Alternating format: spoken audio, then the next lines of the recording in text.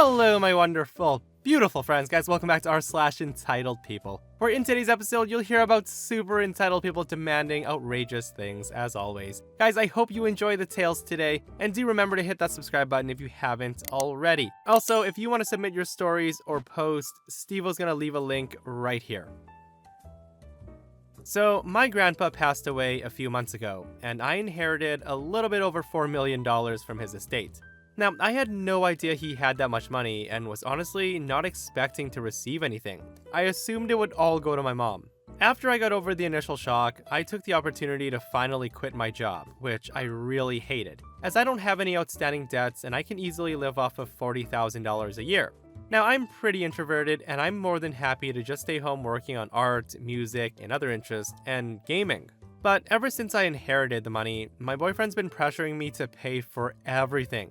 He wants all the rent and the utilities paid, which is about $1,200 a month for the apartment. He also wants me to start putting money away into a joint savings fund. Now, I would be happy to do this if we were married, but we're not. We've only been dating for a year, and I would prefer to keep our finances separate. Despite not working anymore, I still pay my half of the rent every month, and have started paying for a housekeeper to come in and clean a few times a week, so the apartment is always nearly spotless and looks great. I told my boyfriend he's not entitled to my money, and he said I was being really selfish for expecting him to still contribute to the rent when I could easily afford to pay the whole thing. So am I the a-hole? Absolutely not. I love the fact that OP recognizes that they aren't married and that she should keep her finances separate, especially after a year of dating. She doesn't owe him a dime. So a lot of the comments do say to dump him and move on, etc, but I think what a lot of people fail to see is that OP had a huge lifestyle change. The boyfriend didn't. Like, imagine how crappy it is for your boyfriend or girlfriend to suddenly inherit millions, quit work, hire a maid, and spend their days at home doing nothing but drawing and playing video games while you still go to work and pay rent. Guys, that would suck, and it's totally natural to feel the way that OP's boyfriend does. But that doesn't make him entitled to the money. Of course not. Obviously, OP needs to sit down with a financial advisor and a lawyer, and then have a talk with her boyfriend about the future. I worked retail at a large sporting goods store around the holidays. My store had a large trampoline for sale, of which a customer bought, but quickly found out that it was too large to fit in her sedan. No problem. We told her we would put her on hold, and she can come back when she found a car to borrow or someone to help her out. This was in early December, and it was a common practice for us to put items in the back with a tag saying, "Don't touch, it's for so-and-so customer," and that she had already paid. So fast forward to a few weeks later, Christmas Eve, around 5:30. Now the store closes at 6. The same customer calls and asks if she can come get her trampoline, but she's gonna be late. We think, fine, we'll be there anyways, closing down. So I go to the back to find that someone has sold her trampoline. No big deal. Another store is 15 minutes away with one in stock. So I hop in the truck, drive to the other store, pick up the trampoline, and then head back to the store. So I arrive roughly at the same time as the customer. We tell her that we can just move it straight from the bed of my truck into her car. Sounds good, right? Wrong. We go outside to find that she's in the exact same car she came to the store in weeks ago, and she has her son in the car. Presumably the one who's receiving the trampoline for Christmas. Again, we tell her that this trampoline is not gonna fit in her car. Now, at this point, she's irate that the trampoline's not wrapped up for her, which isn't a service we've ever offered or advertised. She then goes on complaining that it's not gonna fit, and now we've ruined Christmas for her son because he knows he's getting a trampoline now, and he won't have it tomorrow morning. So at this time, my store director graciously offers to put the trampoline in his vehicle and drive it to this Karen's house that's fairly close by. She agrees. Now, I want to note that the rest of the story is now secondhand, due to me no longer being there, and this was told to me by the director at my next shift. So, the director arrives at her house with this trampoline on Christmas Eve, instead of being with his family. He arrives, to which this woman goes inside and shuts the door without offering any instruction or to help my director. He proceeds to stand at the front door and knock for an extended period of time before she opens the door as if she's bothered that he's there. He tells her that he's just gonna put the trampoline outside the garage, which infuriates her because, quote, "It's not under the tree." So by himself, he gets this trampoline up to her front porch and to the door, which he discovers is closed and locked again. He again waits on her to open the door, to which she never does. At this point, he decides that enough has been done to appease the customer, and he goes on his way to enjoy Christmas Eve with his family. Now, fast forward to the day after Christmas. The next day the store was open, and who comes marching in? This lady, and she's furious. The director takes her to his office, and she proceeds to scream and throw a fit, demanding a refund because we ruined Christmas for her kid, because we were so unaccommodating to her. Apparently she was mad that he didn't take the trampoline inside the house and put it under the tree for her. My store director quickly shuts this down. He explains what happened, why he left where he did, and everything we did to make sure she got this trampoline. Now, she's not having any of this, and at this time, she's asked to leave the store because of her screaming. And of course, she refuses. The police is quickly called, and she's escorted out of the building, and as far as I know of, never seen her again at the store. Guys, all I can say is wow, that director went above and beyond for this woman, and she's still so ungrateful. Like, she probably expected him to put on a Santa suit, go down the chimney, and then put the present under the tree. That's the only logical reason for her going inside her house, locking all the doors, when she knows there's someone trying to deliver her trampoline. I don't even know what to say to that. Okay, so my first job ever was over-the-phone debt collection for an energy company. Now, the excuse, it's Christmas, is unfortunately a very common excuse. And I was just reminded of a conversation I once had with a woman who had racked up $10,000 worth of electricity bills over 5 years. She had exhausted every avenue she had with the company, broken every payment plan, and she was a nightmare to deal with over the phone. I was about to have her disconnected for like the millionth time. But every time we did, she called to have it reconnected. But this time, however, I organized a pull-top disconnection, which takes ages to have reconnected. So again, the woman calls and she starts bawling and screaming at me. Now, the woman mentions that it's not her fault, and she didn't know that heating her pool would use up so much electricity because her husband used to take care of the bills before they split up. I'm not kidding, she was a giant a-hole. Anyways, she continued trying to argue with me, and I wouldn't budge. I wanted at least 30% of the final balance in order for her to keep her electricity on. And then this happens. The Karen says, "Okay, fine. Well, you can speak to my 7-year-old son and tell him that you're the reason why he can't have a Christmas because his mom has to pay over $3,000 to an old bill instead of spending it on Christmas." Now, I begin to say that I don't think that's necessary when she puts him on the phone, and I couldn't believe it. Now, at this point, I was like, F it. If this woman wants to use her kid, then it's on her. I said, "Hello, my name is so-and-so, and I'm calling from this energy company. Your mother and I were just talking about Christmas and how important it is to have electricity during that time. Do you have a Christmas tree?" Now, the kid proceeds to explain everything on the tree, including the lights. And I said, "Oh, that sounds beautiful. And do you spend your Christmas holidays in your pool?" The kid excitedly tells me how they're gonna have a pool party for New Year's Eve. I told him, "Wow, that sounds awesome. Now I do have some bad news. Unfortunately, your mommy has been naughty this year and Santa's not gonna be able to visit your house unless she pays her electricity bill. She said that she was gonna use the money to pay for Christmas for you. Do you think that this year you can just skip the gifts so your mommy and brother and whoever comes over can enjoy the pool?" Now at this point the kid goes silent and he says, "Will Santa come back next year?" I told him, "Well, if your mom continues to be good, then yes." I can then hear the kid whispering to his mom saying, "Mommy, that's okay. I don't want the electricity off." Now at this point, the Karen grabs the phone. She sighs and grunts as she's walking away from her son and says to me, "You ready?" Sorry?"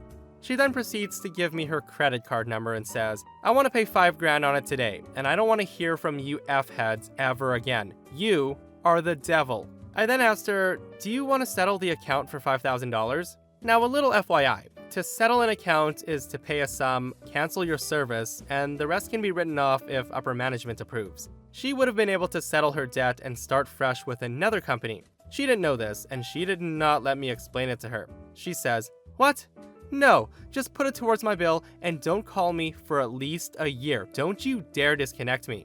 Goodbye." So I then processed the payment of $5,000 and left notes saying that she didn't want to settle. I got my manager to listen to the call and check my notes, and she said it's fine, considering I collected half the owed amount, after years of her not paying a cent.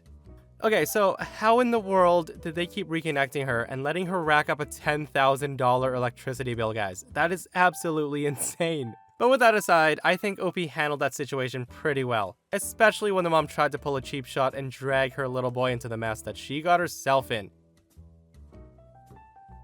So my parents have had a super decked out Christmas light show for the past 5 years at their house. It's choreographed to music, and they collect donations for the local children's cancer center. It's pretty awesome. It's been on the local news and the whole shebang. So this year in October, they decided to move just outside of town. And since they gave us a sweet deal, my husband and I bought the house as our first home.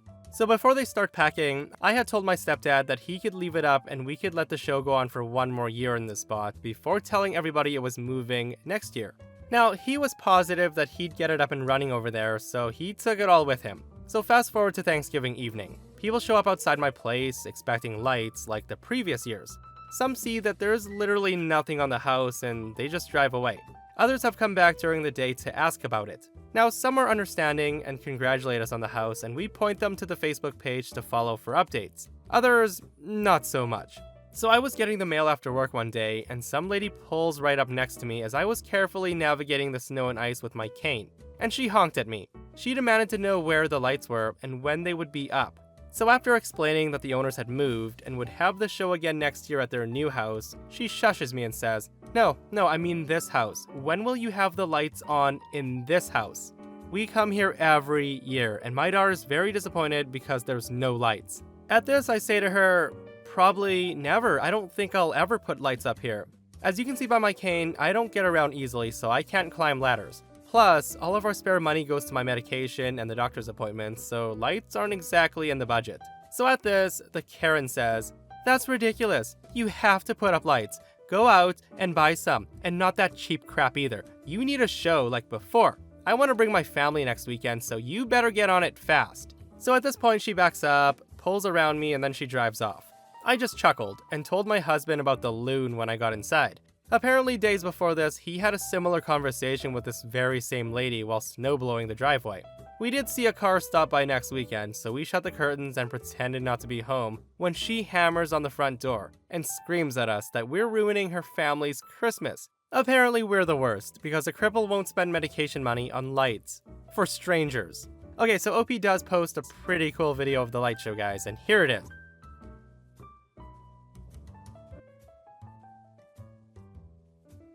Okay, so first, a little background on the story. I have a fairly decent car for it being so old. It's a 16-year-old Dodge Neon SE, and I have zero interest in getting anything different since it's reliable, gets great gas mileage, and is completely paid off. The car's blue, with a massive rust spot on the rear passenger side just above the gas tank, but I don't care. So this story takes place in Michigan, where anyone who lives here or has driven through here knows the roads here suck. There's potholes, uneven streets, jagged pavement on every stretch of the road you'll drive down. Getting a flat tire at least once in your life while living here is both a guarantee and a rite of passage. The flat tire detail is relevant. I was driving through town after my shift at work and had to take a really bad street because that's all I had available to me. Now I do my best to avoid potholes, but I end up striking a few anyway, and lo and behold, my rear driver's side tire takes a hit. I can feel there's something wrong with the tire, so I pull off the road to the nearest open drive I can find. It turns out that I had picked a used car lot and had plenty of room to inspect the damage. When I step out of the car to look at the tire, another car pulls into the lot behind me and proceeds to park on the other side. I notice that the tire is low, but it's not flat. While I'm fussing with my tire, the dealership owner comes out to greet me, most likely assuming that I'm there to trade in my car or to shop around, when he sees that my tire is low. The guy insists that I slowly pull my car further away from the side of the road and up to the front of the building out of safety concerns. I agree and move my car where he instructed. So as it turns out, I was being watched by a dreaded Karen and her demon spawn.